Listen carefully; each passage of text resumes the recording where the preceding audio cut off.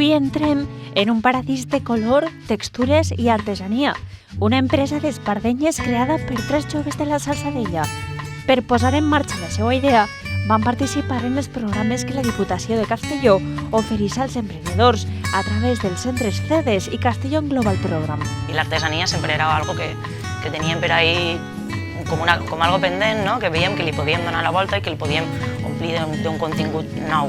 Molt al principi vam poder tindre l'ajuda d'una gent del CEDES que venia aquí a Salzadella, a l'Ajuntament. A posteriori ens apuntem al Castelló Global Program i per ahí també tens una quantitat d'informació, d'assessorament i conèixer tot aquest entorn, no sé, també te fa aprendre moltes coses i créixer com a empresa també, com a persona. Fonamentalment l'alma de la Juana és que és un producte totalment fet a mà i que recupera un poc el que és l'origen de com se feien antigament.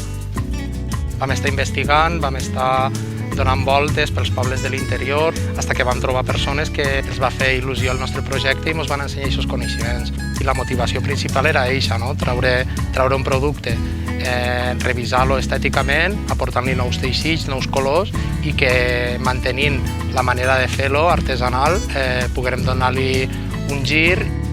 Les tecnologies per a la nostra empresa tenen un paper important perquè estem en un entorn rural, entonces gràcies a les tecnologies ens és molt fàcil arribar a vendre el nostre producte a diferents parts ja sigui d'Espanya o d'Europa.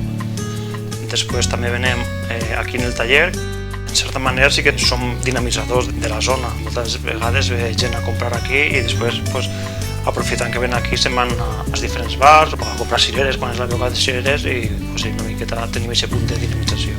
Per nosaltres és tot un orgull haver implantat així l'empresa, ser jovens, quedar-nos així al poble i fer que tinga al final moviment.